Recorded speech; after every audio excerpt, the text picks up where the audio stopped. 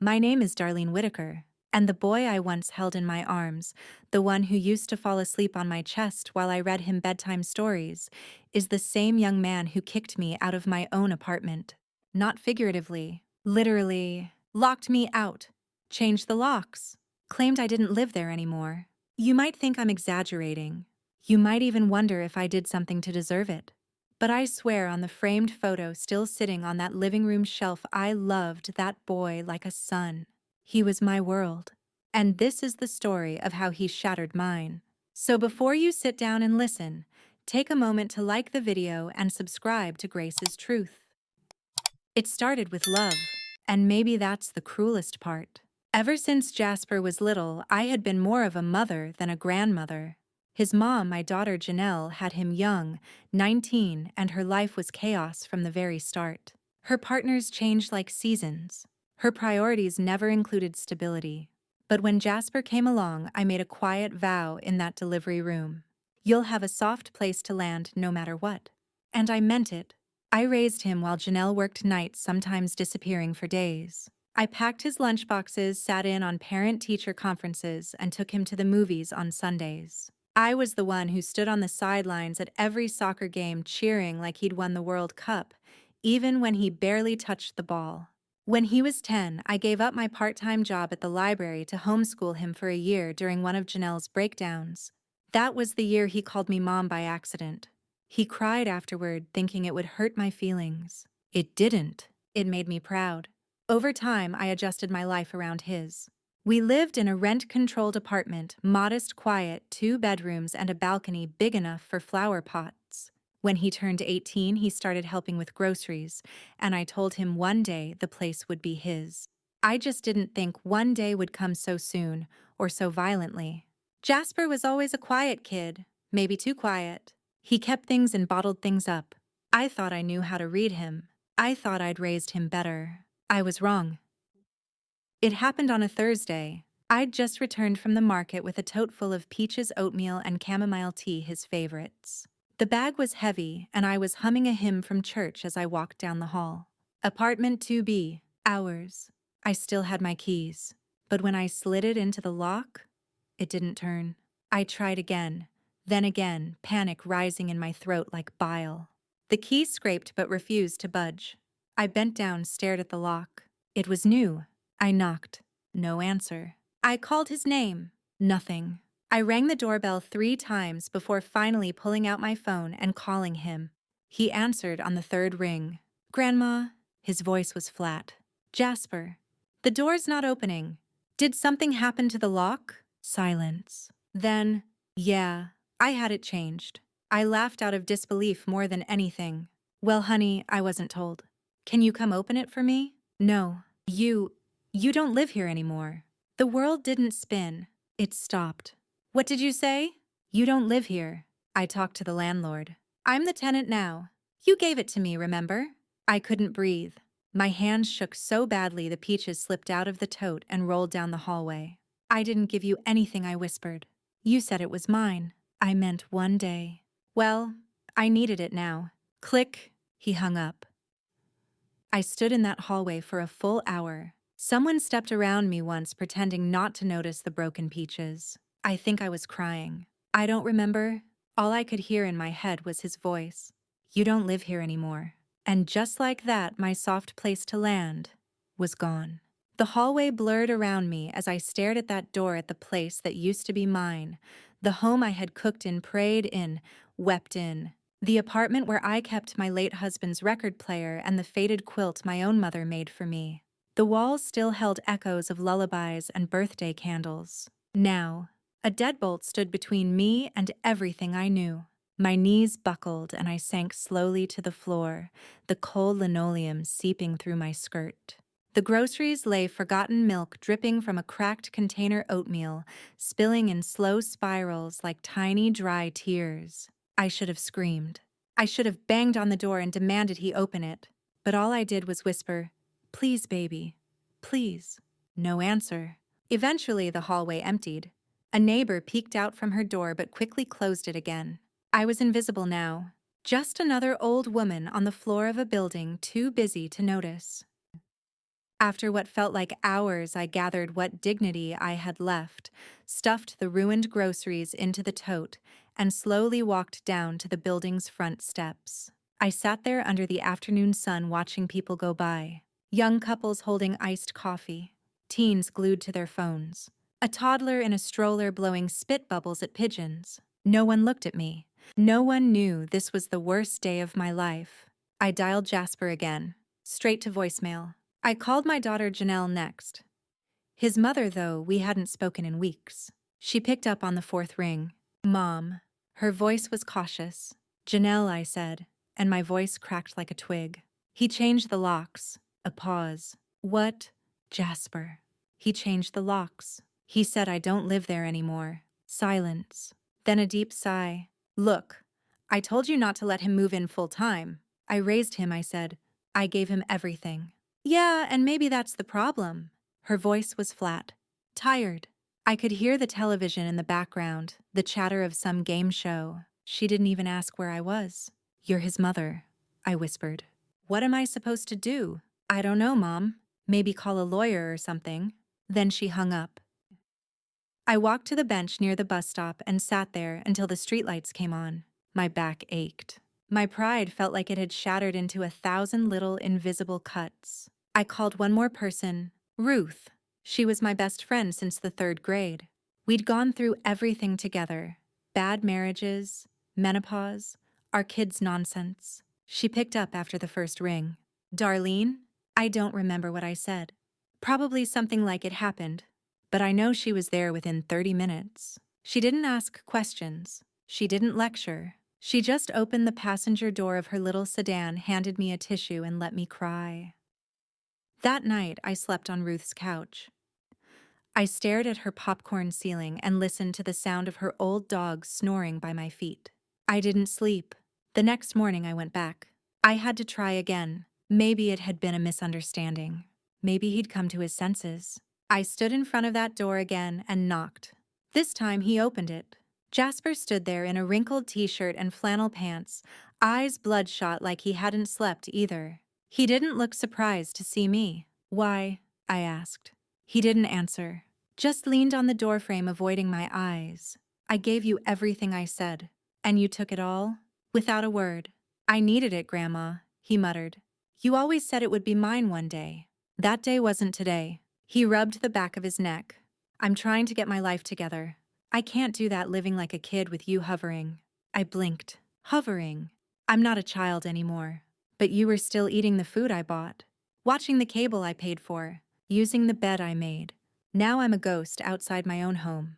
His jaw tightened. It's not personal. Those 3 words hit harder than anything he could have shouted. Not personal. Everything about it was personal. It was the erosion of years of sacrifice, erasing memories and trust like chalk in the rain. I didn't argue. I didn't cry. I just turned and walked away. That's the moment it changed for me. I knew I couldn't reason with him. I knew I wouldn't get back in through the front door. But maybe I could find another way. I didn't go back to Ruth's that night. Something in me had hardened just a little, like cooling wax around a burned wick. I couldn't keep pretending this was just a misunderstanding. It wasn't. This was betrayal. I booked a room at the cheapest motel I could find. The kind with flickering lights and a no-smoking sign taped to a cracked window that smelled exactly like cigarettes. The mattress sagged in the middle, and there was a stain on the carpet that looked like dried paint, but I couldn't be sure. Still, it had a door that locked. And for now, that was enough.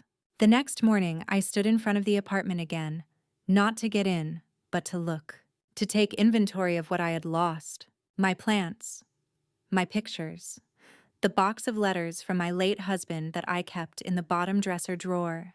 Jasper hadn't packed up a thing. He'd simply moved me out by locking me out. No conversation, no warning, no decency. That's when I realized I didn't even have proof of residency. The lease had been under my name for over 30 years, but when Jasper turned 21, I added him. Joint tenancy. It was supposed to make things easier one day, not give him power to evict me now. I racked my memory. Had I signed something? A transfer. Had he asked me to co-sign something under the pretense of something else? I felt sick. I needed answers. I needed clarity. But more than anything, I needed help. The building manager, Ron, was a greasy-haired man who always smelled like pepperoni and cheap cologne.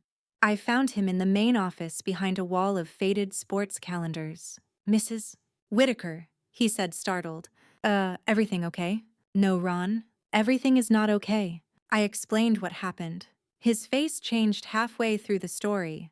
Eyebrows lifting, mouth twisting into that look people make when they realize they're about to get pulled into drama they don't want. "I thought you moved out," he finally said. "I didn't. I never signed anything saying I did." "Well, Jasper said you transferred the lease to him." "I didn't." He scratched his head. "Well, I mean, he brought a document." My heart sank. "What kind of document?" "A lease amendment. Looked real enough. Said you were relinquishing tenancy." "I never saw that paper." Ron hesitated. "Look, I don't want to get in the middle of a family dispute. You and Jasper need to work this out. As far as the system's concerned, he's the tenant now." I stared at him. "And what am I?" "Not on file," he said. "Anymore." I stepped outside, dizzy. It was worse than I thought. He hadn't just changed the locks, he had erased me. My name was gone. New legal footing. No recourse. I could scream all I wanted, but unless I had evidence, I had no way back in. I walked down the street like a ghost in my own neighborhood. Every tree looked familiar. Every crack in the sidewalk whispered something I'd once known, but nothing belonged to me anymore. Jasper had taken it all, and no one seemed to care. I called my church. It's funny how when the world shuts its doors on you, the place with stained glass and wooden pews always seems to stay open. Pastor Green met me in his office. He was younger than me by 20 years, but had the heart of a grandfather and the patience of a saint. I told him everything. He didn't interrupt. He didn't judge. He just listened. When I finished, he folded his hands and said, "You're not alone." I broke down. He offered me the basement room behind the fellowship hall, where the youth choir stored their robes and the nursery toys gathered dust. There was a cot, a bathroom, and a lock on the door. I took it. That night, I lay in that quiet basement looking up at exposed beams and a dusty ceiling fan and thought about how quickly life can turn. Yesterday, I was the matriarch. Today, I was a refugee. I thought about Jasper's face when he told me, "You don't live here anymore." It wasn't cold. It was tired. Tired of me. Tired of being raised by a woman who didn't share his last name, who reminded him of where he came from when he was trying to become something else. But that didn't make it right. That didn't make it fair. And as I curled under the donated quilt that smelled faintly of lavender and mold, I whispered one sentence into the dark. He doesn't know who he's dealing with. The next morning, I awoke before the sunrise, unsure if I'd really slept at all. The room was dark, silent, except for the occasional drip from an old pipe behind the wall. I laid there staring into the ceiling beams, retracing every step that had led me here, how each small act of love had somehow led to being discarded like a worn-out coat. I needed answers. I needed someone, anyone, to see me, to believe me. The church basement had no kitchen, just a sink, a microwave, and a half-empty container of instant coffee. I stirred the brown powder into a mug, the bitterness thick on my tongue. I started making calls. First to legal aid. Their hold music was cheery, almost cruel in its optimism. I waited 27 minutes before speaking to someone, a tired-sounding woman named Sheila, who told me, "We're backed up 6 weeks, ma'am, but I can file an inquiry for you." I told her I might be sleeping in a basement by then. She didn't laugh. I tried calling my cousin Angie next. She was always the tough one in the family, the one who told off debt collectors, and once sued a roofing company that scammed her mother. She answered with a voice full of lipstick and caffeine. "Darlene." "Lord, it's early." I told her everything, every shattered piece of it. Her end of the line went quiet. "That boy did what?" she snapped. "He said I don't live there anymore. Said I gave him the lease." "Did you sign anything?" "No, but he forged something. I think." Angie whistled. "He's smarter than he looks." "It's not smart," I said. "It's cruel." "Both can be true." She said she'd talked to her friend, a paralegal in housing court. It was more hope than I'd had in days. By noon, I walked back to the apartment. Not to confront Jasper, not to make a scene. Just to look, to understand. The windows were open. Music spilled out some thumping bass that made the walls tremble.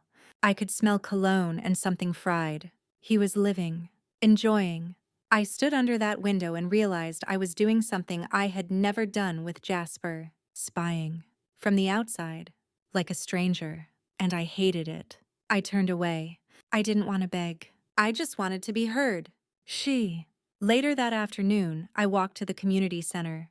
They had a small outreach desk for displaced seniors, mostly pamphlets and sympathetic volunteers. But I needed more than paper. I needed someone to tell me I wasn't crazy. There was a girl there no older than 25 who looked up when I walked in. She had a nose ring and a tattoo of a flower on her forearm. Her name was Leah. She offered me tea, then listened. Really listened. When I finished, she said something I didn't expect. "This happens more than you think." I blinked. "What does family displacement, especially to elderly women? You wouldn't believe how many stories we hear grandparents kicked out by their own kin. It's invisible, it's legal, and it's everywhere." I stared at her horrified. "There's even a name for it," she continued. "Informal eviction. When someone coerces or tricks a family member out of their legal residence without physical force. And sadly, it's very hard to reverse without paperwork." I asked her what I could do. She handed me a form, then pulled out a second sheet. "Start documenting everything. Dates, calls, names, who said what when. You don't need to be loud. You just need to be precise." I nodded. And that was the moment something changed. For the first time since Jasper shut that door, I didn't feel like a victim. I felt like a witness. That night, back in the church basement, I started a notebook. A cheap spiral-bound thing from a donation box. Page 1, March 14, 17 a.m. Called legal aid. Spoke with Sheila. Inquiry filed. March 14, 03 a.m. Spoke with Angie. She will connect me to paralegal friend. March 14, 11:45 a.m. Return to apartment. Music playing. Window open. No response. March 14, 2:32 p.m. Visited community center. Spoke with Leah. Received documentation forms. Will follow up. It wasn't much, but it was a beginning.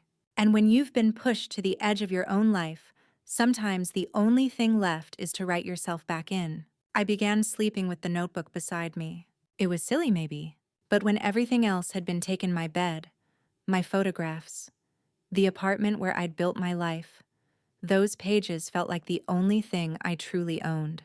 Every detail I recorded was a stitch, holding together the fraying fabric of my dignity. I started walking to the library every morning. They opened at 9 sharp, and I'd be waiting outside like I used to when Jasper was a boy. His small hand in mine asking if he could check out the same dinosaur book for the 3rd week in a row. Now I came alone. Not for stories, but for law books. For tenant rights, manuals for Wi-Fi, so I could Google how to reverse a fraudulent lease transfer. Each morning I sat at the same table. Row 4 near the window. I read until my eyes watered. I highlighted printouts. I made notes in the margins. I photocopied case studies and scanned sample affidavits into my phone. It was a strange kind of studying. Not for a degree or a promotion. I was studying for my survival. One day I saw him, Jasper. He was across the street from the library, coming out of a coffee shop with a girl I didn't recognize. Blonde younger, laughing at something he said. He looked happy-free. And I stood behind the glass watching the same way I'd once watched him walk across the stage at his high school graduation, clapping so hard my palms stung. He didn't see me, or maybe he did and chose not to. That night I couldn't sleep. The cot in the church basement creaked under every toss and turn. My thoughts spun like carousel horses I couldn't jump off of. Had I loved him too much? Smothered him? Made it too easy to forget the sacrifices? I remembered once when he was 12, he had stolen $5 from my purse. I found the crumpled bill in his coat pocket. When I confronted him, he cried so hard his nose bled. I didn't scold him. I held him. I told him one mistake doesn't make you a bad person. It's what you do after that matters. Now I wondered what came after this. The next morning, I went back to the apartment building. Not to argue, not to beg, but to sit. I found a spot across the street on a stone bench under a maple tree, notebook in hand. I could see the front door from there. People came and went. Deliveries arrived. Life carried on. At 3:27 p.m., I saw Jasper again. He walked out wearing a suit blue with narrow lapels and held a leather folder under one arm. A job interview, maybe. He looked sharp, grown. He didn't glance my way, but I wrote it down anyway. March 21, 3:27 p.m. Jasper exited building in suit-carrying folder. No visible sign of remorse. Later that day, I overheard a conversation at the church between two women sorting donation bins. I heard she was sleeping down here 'cause her own grandson took her place. Are you serious? That boy's cold. I mean, she had to have done something right. That part stung. There's always this quiet suspicion that if you're suffering, you must have caused it. Especially when you're old. People assume you're bitter, rigid, or somehow deserving. But I knew better. Sometimes kindness becomes a weapon in someone else's hands. That weekend, Pastor Green announced a senior support group would begin meeting on Tuesdays. He'd put out flyers. It was Leah's idea, apparently. I didn't plan to attend. But when Tuesday came, I climbed the stairs from the basement and found myself standing in the fellowship hall, staring at a circle of metal chairs. There were 6 of us. 2 women with canes, a man in suspenders, a widow who kept checking her phone, though I don't think anyone was calling. We introduced ourselves. "My name is Helen," one woman said, "and my son sold my car without telling me. Said it was just sitting there." My name's Walter. My daughter put me in a home after I slipped in the bathroom. I was fine a week later. The locks had been changed by then. They nodded. I nodded. We all understood. When it was my turn, I said simply, "My name is Darlene. My grandson changed the locks on my apartment and told me I didn't live there anymore." No one looked surprised. And for once, that made me feel seen. That night, I added a final note to the day's entry. I am not alone. It wasn't justice yet, but it was something close to strength. I hadn't seen Janelle in nearly 3 years when she called me out of the blue. The number flashed on my phone while I was folding linens in the church basement. My heart caught in my throat. I considered ignoring it, letting her voice fall into voicemail oblivion, but curiosity won. "Hello." There was a pause, then a long sigh. "Hi, Mom." I didn't answer. "I heard about Jasper," she said. Of course she had. Gossip traveled faster than forgiveness. "I'm sorry," she added. "I really am." I didn't know what she wanted. Pity. Validation. Some kind of absolution for her absence. I gave her silence. Then she said the one thing I wasn't expecting. "You can come stay with me." That surprised me more than Jasper's betrayal. "You," I said finally. "I've got a couch. It folds out. It's not much, but you shouldn't be in that basement." I could hear a baby crying faintly in the background. Janelle had remarried, started over, had another child. A life I wasn't invited into. "I'm okay here," I said softly. "But thank you." There was another pause. "He had no right, Mom." "What he did." "What you allowed," I corrected. She didn't fight it. She just said goodbye and hung up. That evening, I sat with Pastor Green in his office. I'd told him I was ready to take action, and he connected me with a woman named Gloria, an attorney, who volunteered with the church once a month for people in housing distress. Gloria met me that Friday. She was small, sharply dressed with silver hair cropped close, and a gaze that could slice paper. "Tell me everything," she said. And so I did. I showed her my notes, every scribbled page and time-stamped entry. She flipped through them with reverence like sacred text. "You've done most of the work already," she said. "Now we just need to find the paper trail." I blinked. "What do you mean?" "If he filed a fraudulent lease transfer or presented forged documents to the landlord, that's a crime. But proving it, that takes persistence." She paused. "Do you remember what you signed when you added him to the lease?" "Yes. Just a co-tenancy form. Did you ever sign a relinquishment of rights?" "Never." "Good," she said. "Then let's find out what he submitted and who witnessed it." Gloria filed an official request for the lease documents from the building's property management company. It would take time. She warned me not to expect miracles overnight. but now I had something I hadn't had in weeks. A strategy. The next few days passed slowly, but I moved through them with purpose. I cooked with the women at church, helped with the donation bins, even taught a young boy how to play checkers. I wasn't just surviving anymore. I was reclaiming. Each afternoon I'd pass by my old apartment. I never lingered, never stared. But I walked that block as a reminder, not of what was taken, but of what I was determined to take back. One afternoon, as I passed the stoop, a woman called out to me. "Excuse me, are you Jasper's grandmother?" I turned. She was the same blonde I'd seen with him near the coffee shop, early 20s, sharp eyeliner, nervous smile. "I'm Chloe," she said, stepping closer. "Jasper's girlfriend." I raised an eyebrow. I didn't know," she said quickly. "About everything. I thought you were just away visiting family or something." I didn't respond.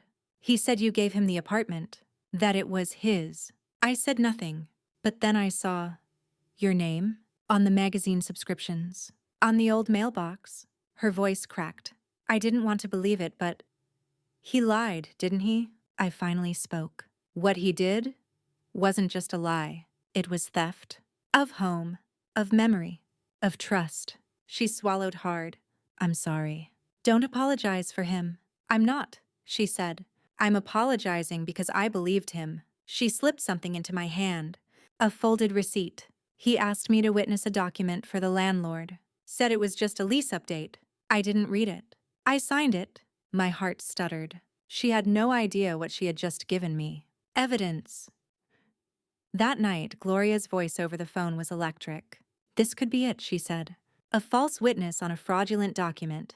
That opens the door to contest the whole thing." I sat there in the basement holding that receipt like it was made of gold. Not because of what it proved, but because it meant I wasn't invisible anymore.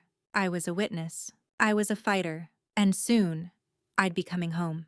The next few weeks passed in a haze of phone calls, paperwork, and cautious hope. Gloria worked fast. With the receipt from Chloe and a notarized statement describing what she had witnessed and what she hadn't, a legal challenge was taking form. The forged lease transfer, the sudden change of locks, the absence of any formal eviction proceedings. They were adding up to something more than just family drama. They were building a case. Meanwhile, I kept living out of the church basement, folding and refolding the same few outfits, writing in my notebook every day. But something inside me had shifted. I no longer felt like a guest in my own life. I had agency again. I had a mission. Then came the night I hit bottom all over again. It was raining hard outside. The kind of rain that makes the air heavy, makes everything feel damp, no matter how warm the room is. I was heating up soup from the donation pantry, a can of tomato bisque with a faded label, when Ruth showed up at the church, soaked to the bone. She didn't even say hello, just looked at me and said, "He's throwing out your things." "What?" "Your apartment." I was passing by and saw them. "Your photo albums, your books, even that rocking chair from your mother on the curb." I dropped the spoon. I ran. In the pouring rain, under a black sky, I ran like I was 30 again. Down the street, past shuttered storefronts, past memories too tired to call me back. And there it was. The curb outside 2B, my things, waterlogged and wilting under the storm. Photo albums swollen like bloated corpses. Pages bleeding ink. The rocking chair shattered, slumped sideways like a body with no spine. I fell to my knees. The rain mingled with tears. I didn't even try to stop. I picked up a book, To Kill a Mockingbird, first edition, signed by my old teaching mentor, and watched it crumble in my hands. He hadn't just evicted me. He had tried to erase me. I didn't knock on his door. I didn't scream. I didn't beg for an explanation. Instead, I went to Gloria the next morning with the photos Ruth had taken on her phone. She examined each one with the intensity of a surgeon. "This helps," she said. "It shows intent, disregard, dispossession of property without legal notice. Will it matter?" "Oh, it'll matter." We filed an emergency injunction that afternoon. Within 3 days, a court hearing was scheduled. It was the first time I had set foot in a courtroom since my husband passed a probate dispute. I barely remember. But this was different. This wasn't about inheritance. It was about identity. The courtroom was small, cold, smelled faintly of disinfectant and coffee. Jasper sat on the left side of the room with a lawyer I didn't recognize, a smug man with gelled hair and a cheap briefcase. Jasper looked nervous, adjusting his collar, chewing the inside of his cheek. He didn't look at me. Good. Gloria sat beside me, calm and unreadable. "Let the facts speak," she whispered. The judge entered. Everyone rose. The hearing began. It moved quickly, too quickly. Gloria presented the co-tenancy agreement, the absence of a relinquishment document, the fraudulent amendment Jasper submitted, and Chloe's signed affidavit as the false witness. Jasper's lawyer tried to argue that I had informally vacated and had told Jasper multiple times that the apartment would be his. "But did she sign anything relinquishing her tenancy?" the judge asked. The lawyer squirmed. "No, Your Honor." "Then why was her name removed from the lease?" "Because, well," Jasper said. "Did Jasper forge a document with a false witness?" the lawyer stammered. Jasper stayed silent. I looked across the room at him for the first time since that hallway phone call. He wasn't the boy I'd raised. Not anymore. The judge turned to me. "Mrs. Whitaker, would you like to make a brief statement?" I stood. My hands trembled, but my voice did not. "I didn't come here for revenge," I said. "I came here because I was erased. Because everything I built, every meal, every bedtime story, every quiet act of love was wiped away, like I never mattered." I paused. "I don't want to punish him. I just want to live in the home I paid for.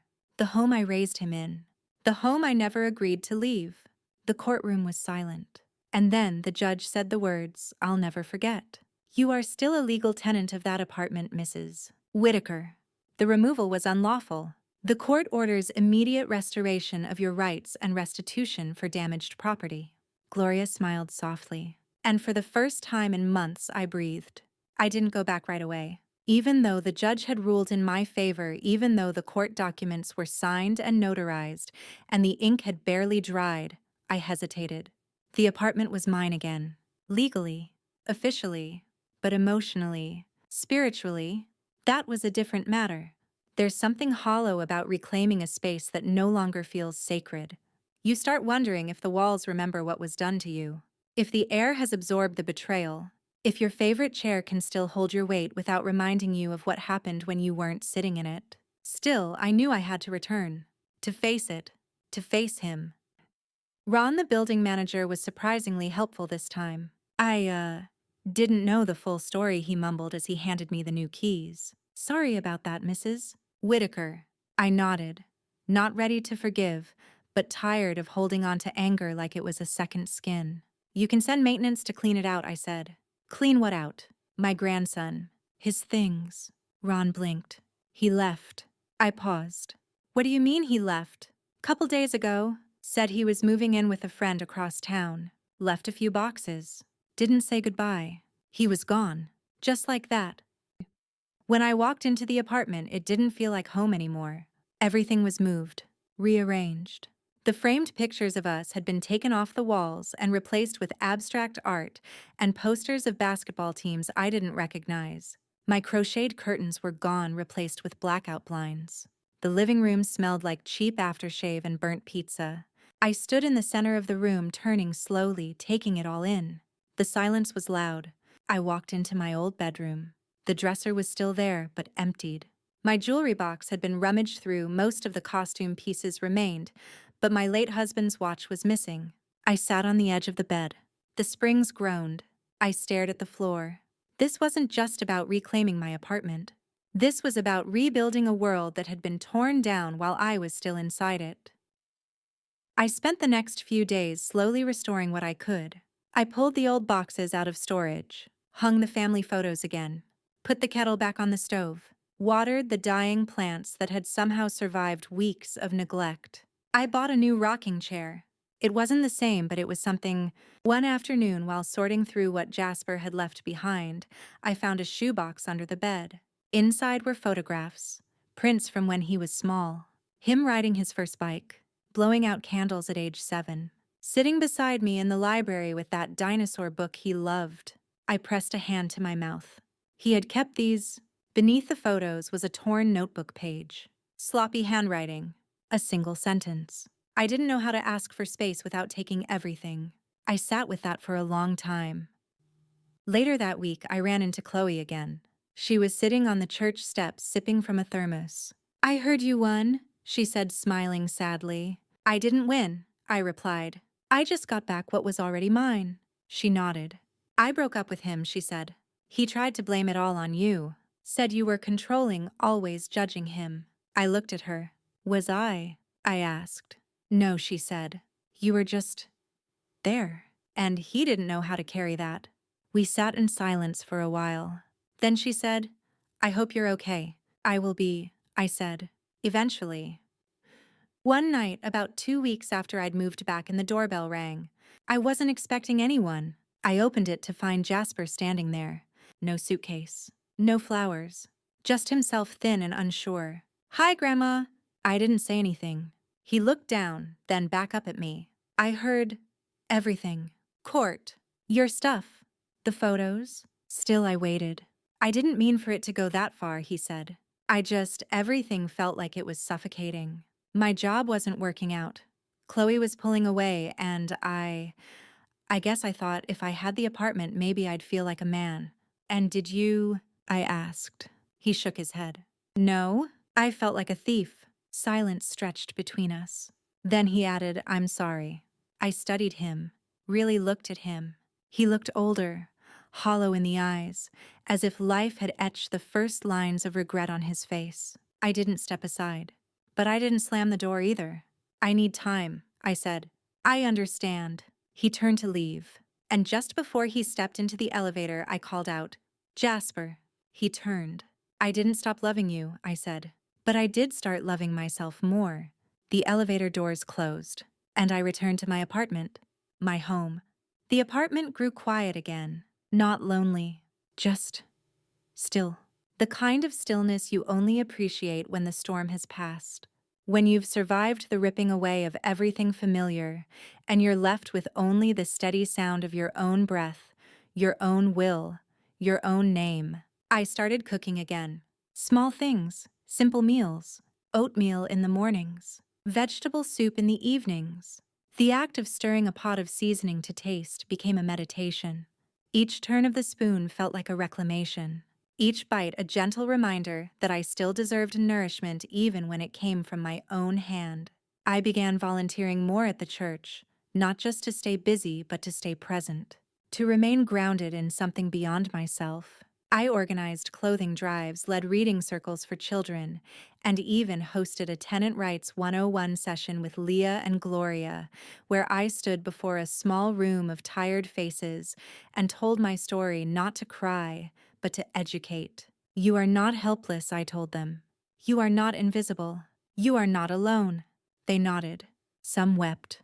Others scribbled notes. One man simply stared at the floor, lips pressed together like they were holding back the truth. I knew that look. It was the same one I wore once. The court ordered Jasper to pay restitution for the damages to my property, though Gloria warned me I might never see that money. I didn't mind. The victory was never about dollars. It was about dignity. Still, one afternoon I received a check in the mail. A partial payment. No return address. Just a folded note inside. For the books. For the chair. For the silence. No signature.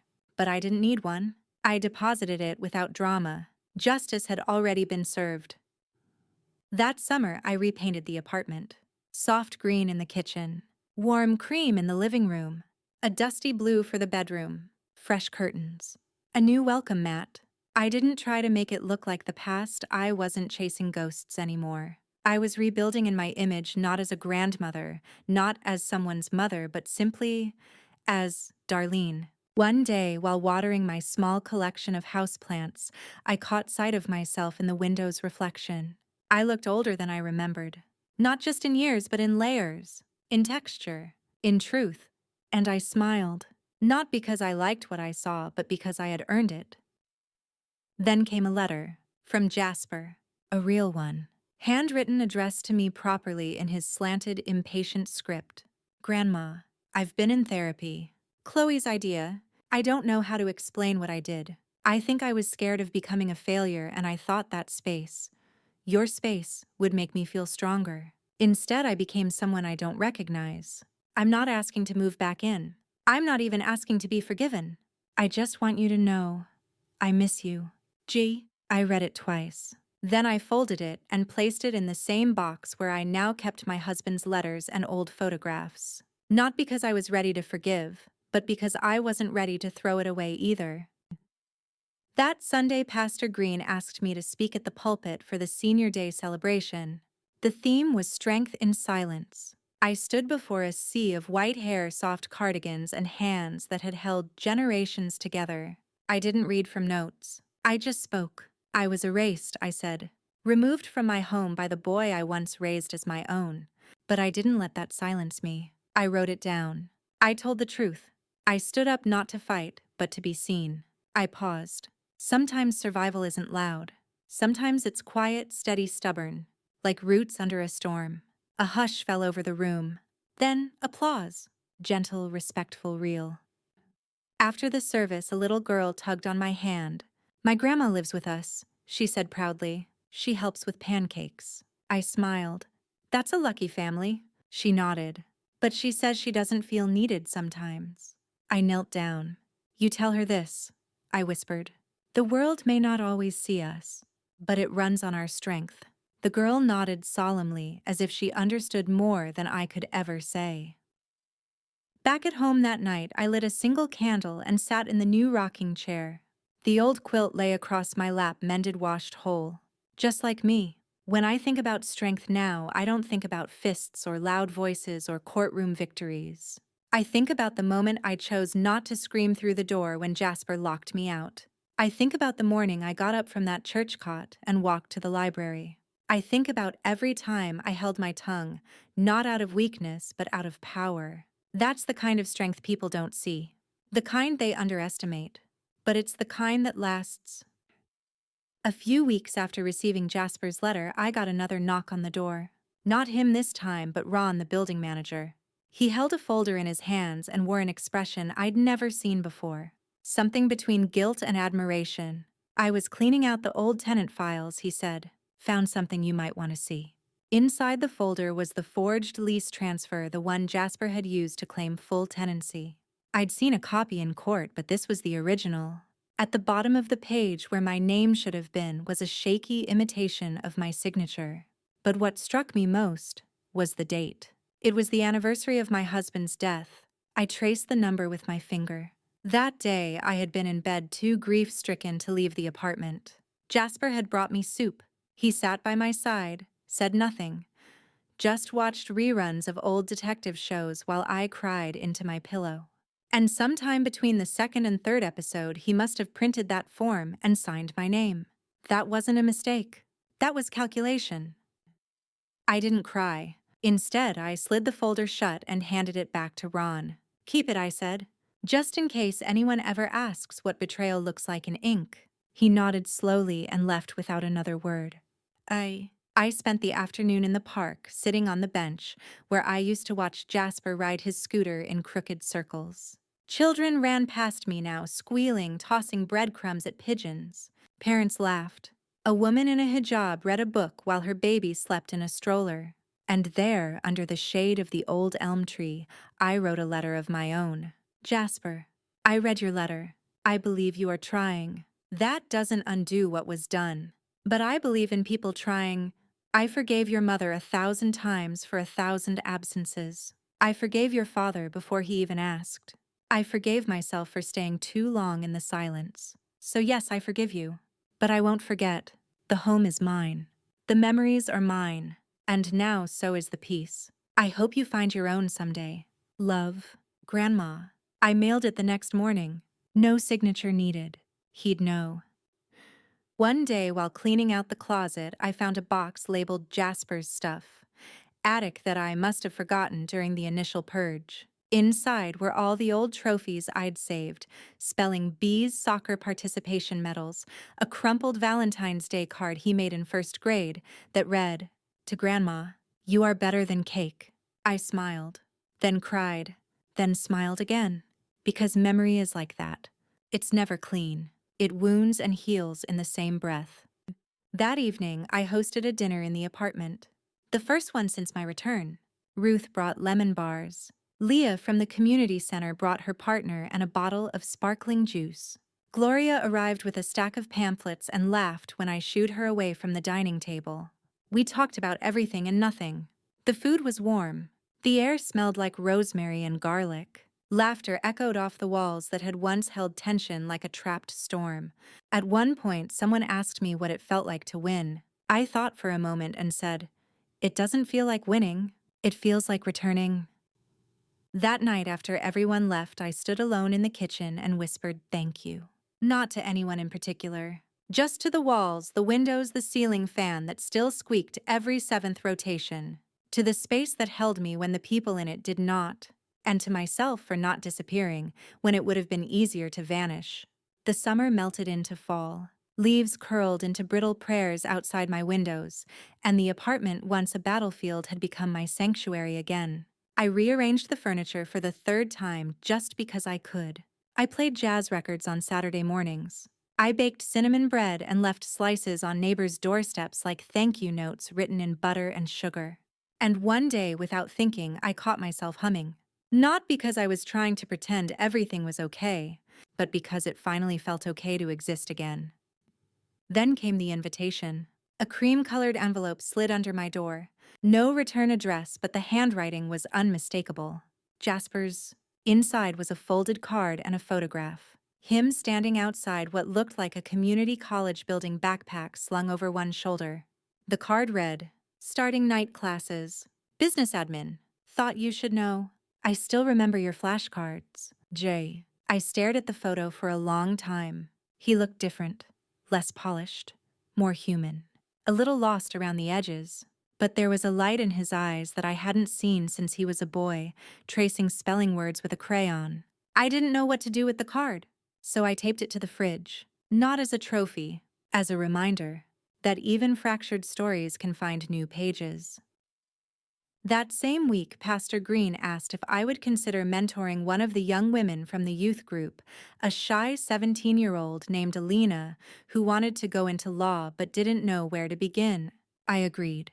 The first time she came over, she sat on my couch like she was afraid to wrinkle the cushions. I made her tea and told her stories not about Jasper or betrayal, but about strength and strategy. About how law wasn't just rules, it was language. And how sometimes if you learn the language, you could protect yourself long before anyone tried to take something away. Alina started coming by every Thursday after school. We built a rhythm. She brought questions. I brought experience. And in her eager eyes, I saw something I hadn't felt in a long time. Purpose. Shoo. One rainy afternoon, she asked, "Do you ever miss him?" I didn't pretend to misunderstand. I stirred honey into her tea and said, "Every day." "But he hurt you," she said, confused. "People hurt people," I replied, "especially when they're hurting themselves." Alina frowned.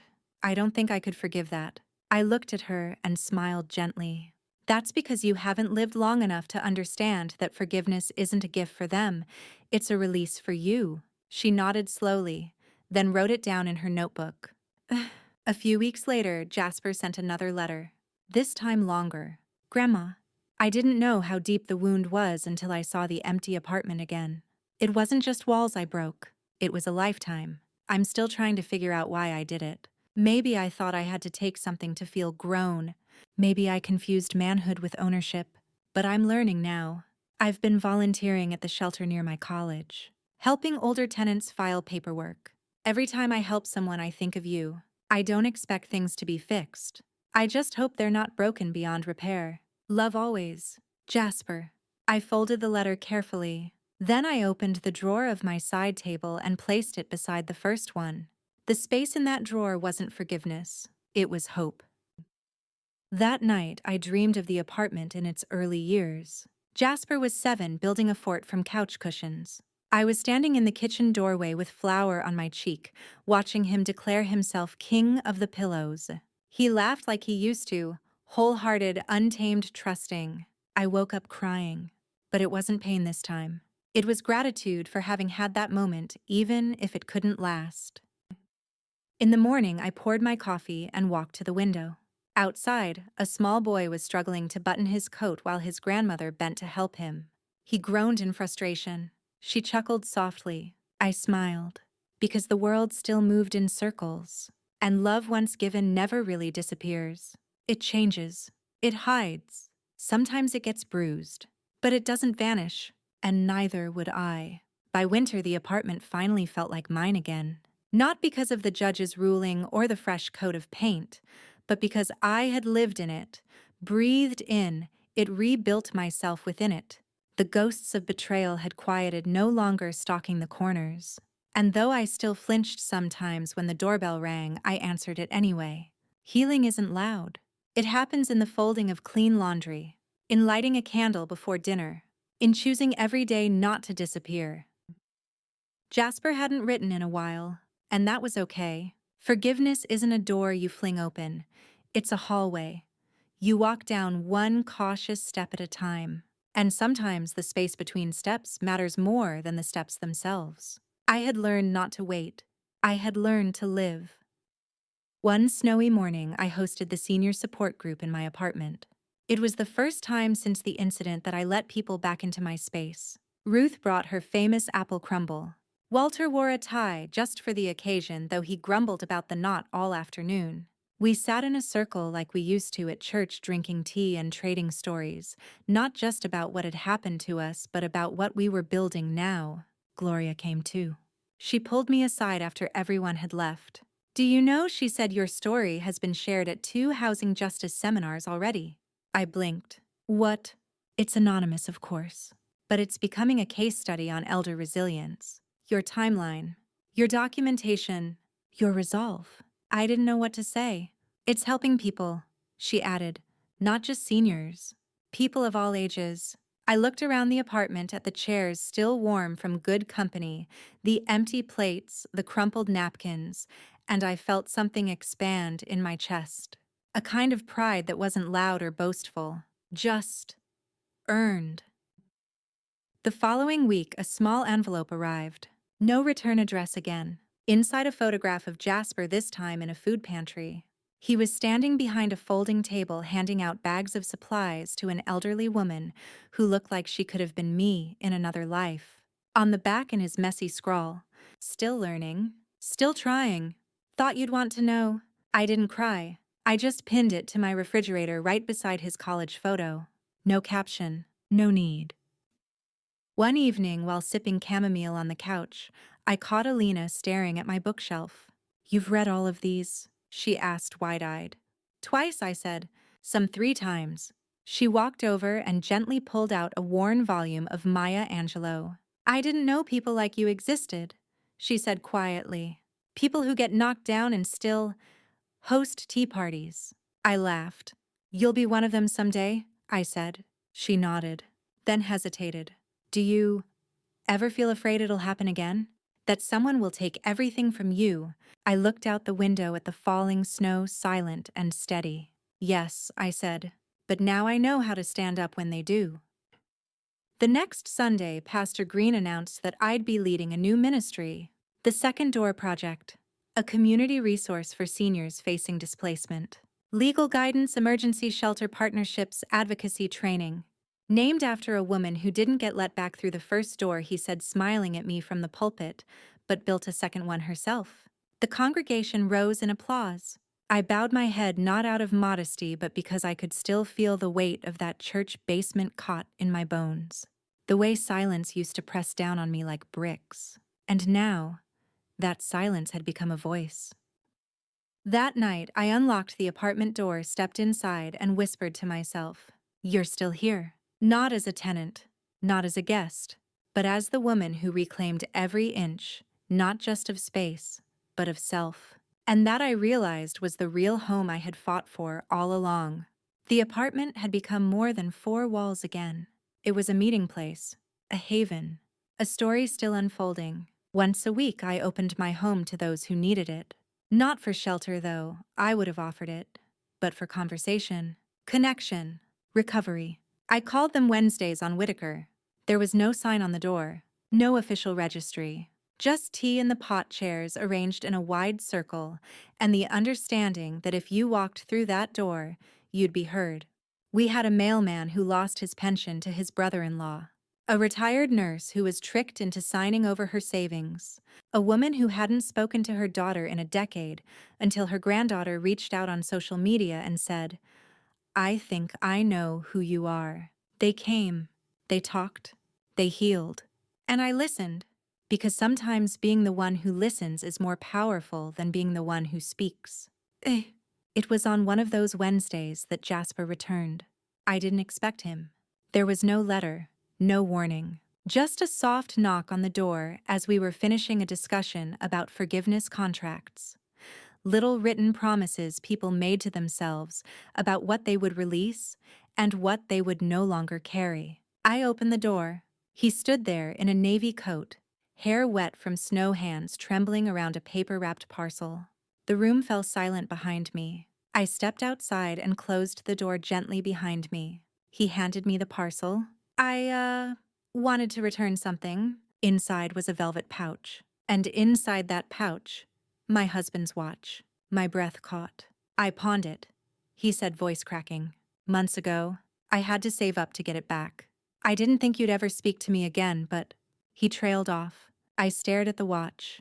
Its face was scratched, the strap worn, but the time still ticked steady and soft, like it had never stopped waiting for me. "I'm sorry," he whispered. "Not just for the apartment, for everything." "I know," I said. "Do you believe I've changed?" "I believe you're trying." He nodded. "I miss you." "I know that too." He looked at the door behind me. "Are those—" "People like me," I said. "And people like you." He looked surprised. "But Jasper," I interrupted. "You're not the worst thing you've ever done. But you'll stay that way if you don't learn from it." "I'm trying. I can see that." He looked down. "Would you ever let me in again?" The question lingered between us like snow in the air, soft, weightless, waiting to land. "Not today," I said gently. His shoulders dropped. "But maybe one day, when the person you're becoming is strong enough to sit across from the person I've become." He smiled sadly. "I'll keep working." "I know." And just like that, he turned and walked down the steps. I stood there watching him go, the watch warm in my palm. It had been my husband's for 32 years. Now it was mine again, like everything else I'd reclaimed. Inside, the group was quiet. I returned to the circle, sat down, held up the watch. No one asked questions. We all just nodded, because we knew we'd all had something taken, and one way or another we were all learning to take it back. By early spring, the light had changed.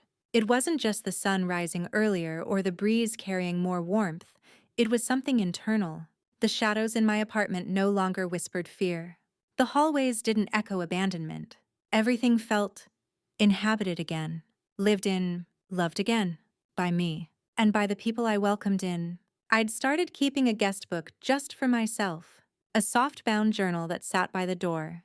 When people visited, I asked them to write one sentence before leaving whatever was on their heart. Some wrote poetry, some wrote apologies they hadn't said aloud. Some just wrote their name, like claiming space in the world again. One Wednesday, as I was thumbing through the pages, I saw a name I hadn't noticed before. J. Whitaker. He must have slipped in when I wasn't looking. Or maybe during the time I left to walk Ruth out. Next to his name, one sentence. "Thank you for not locking the door I shut on you." I stared at the ink for a long time. Not with tears this time, but with quiet respect. He was learning the language of remorse, and I was learning how to receive it without letting it rearrange the life I'd finally rebuilt. That same week, the church hosted a storytelling night. Pastor Green called it Voices from the Fire, a nod to the old biblical promise that even in flame, the spirit endures. He asked me to speak. I wore my husband's watch on my wrist, the leather strap newly replaced, but still holding the creases of time. I didn't bring notes. I didn't plan. I stood in front of that microphone and said, "I lost my home without a fire. No earthquake. No storm. Just a voice on the other end of a phone saying, 'You don't live here anymore.' Shoo." People stilled. But I didn't disappear. I documented. I fought. I forgave. I stayed. I let the silence stretch. Sometimes when family wounds us, it feels like the cut is deeper, because it was a hand that once held you, now pushing you away. But I've learned something since then. I looked around the sanctuary. The hand that holds the pen is stronger than the one that holds the key. There was no applause, just reverence, and that was more than enough. A few days later, I received a letter in the mail, not from Jasper, from a woman in another city, someone who had seen my story shared at a housing advocacy workshop. The envelope contained a photograph of her sitting beside her mother holding up their new lease agreement. I didn't let them take it from her. The letter read, "Because of you." I sat on my porch that afternoon, the wind rustling the pages of my guest book. I didn't need to speak it aloud, but I thought it anyway. You may have taken my home for a season, but you couldn't take what made me one. Jasper showed up again this time, not at my door, but at a meeting. He walked in quietly. No fanfare, no announcement. Just found an open chair and listened. Afterward, he helped fold up chairs, passed out cookies, swept crumbs from the floor. He didn't ask for attention. He just showed up, and that more than any letter or apology felt real. When he left, he said only one thing. "Grandma, if you ever need someone to sit and listen, I'm here." I nodded, and that was enough. That night, I lay in bed watching the shadows move softly across the ceiling. I reached over and touched the watch. It ticked steadily, a gentle metronome in the dark. Forgiveness, I realized, isn't a single act. It's a rhythm, a beat, a return, and I was finally in step with myself again. I used to believe that betrayal was the end of a story. That once trust was broken, especially by someone you helped raise someone you loved into being there, was no road forward, only the long, lonely silence of what used to be. But I was wrong. Betrayal isn't an ending. It's a crossroads. And what you choose next, that becomes the real story. It's been over a year since Jasper changed the locks. Since I sat in the hallway with crushed peaches spilling from a bag, heartbroken and erased. Now those memories live in a different corner of my mind. Not gone, but no longer bleeding. They sit beside new memories. Alina passing her college entrance exams and calling me first. Ruth laughing so hard during game night she nearly knocked over the Scrabble board. A single mom named Tasha holding her eviction notice in one hand and her reinstated lease in the other, tears streaming down her face, whispering, "They said I didn't belong, but you showed me I do." These moments didn't erase the pain, but they layered over it, softened it, reshaped it into something I could carry without breaking. One Sunday, I found Jasper sitting on my porch. He wasn't knocking, just sitting, waiting. A thermos of tea in one hand, his breath visible in the cool air. I opened the door. "You cold?" I asked. He nodded. "Come in," I said. We sat in the kitchen, steam curling from our mugs. He looked around at the framed photos, the fresh curtains, the plant I'd managed to nurse back to life. "I thought I'd destroyed all this," he said. "No," I replied. "You just pressed pause." I pressed play again. He smiled sheepish. "I'm working full-time now, still at the shelter. They want me to apply for a case manager role." "That's good," I said. He looked down into his tea. "There's not a day I don't wish I could undo it." "You can't," I said gently. "But you can keep showing up. That's how healing works." He nodded. Then quietly he asked, "Can I visit? Just visit? No expectations. No couch surfing. Just be in your life if you'll let me." I looked at him, and for the first time I saw not the boy I raised or the young man who hurt me, but a human being in motion. Trying. Failing. Learning. "Yes," I said. "But understand, this isn't the same house you left. And I'm not the same woman." "I wouldn't want her to be," he said. "She saved herself. I want to learn how to do that too." We sat in silence, sipping tea, and this time the silence wasn't cold, it was whole. Now every Thursday, Jasper helps set up for the senior meetings. He folds chairs, listens to stories, passes around ginger cookies I taught him to bake. He doesn't speak much, but when he does, it's with care. Last week he told the group, "Sometimes we don't realize how loud we are until we listen to someone else's quiet." They nodded. So did I. I've come to believe that survival is less about what you escape and more about what you rebuild with the pieces. Yes, my grandson kicked me out of my apartment, but I took back more than a set of keys. I took back my voice, my space, my self-worth. And in doing so, I created something stronger than a home. I created a sanctuary. If you're listening to this and you've ever felt forgotten, if someone once locked you out of the life you built, if your kindness was mistaken for weakness, I see you. And I hope you never stop knocking. Because one day, you'll find your way back through a door of your own making. And when you do, it will be stronger than any lock. Some stories never make the news. There's no headline for a grandmother who loses her home, not to fire or flood, but to her own blood. No sirens, no flashing lights. Just a quiet woman on a porch holding a grocery bag and wondering when love turned into an eviction notice. But those stories matter. Because they're real. Because they happen every day. And because behind every one of them is someone like me. Someone who stayed silent too long, who gave too much, who never thought the people they loved would be the ones to push them out. This story wasn't about revenge. It was about return. About reclaiming dignity. One breath. One page, one small act at a time.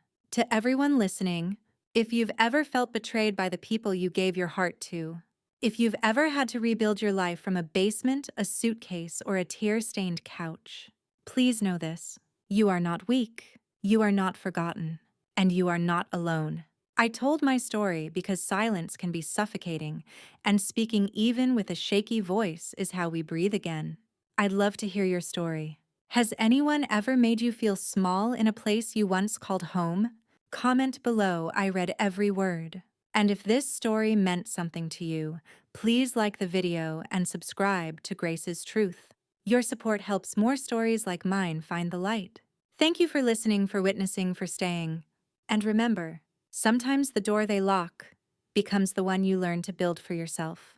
Darlene Whitaker.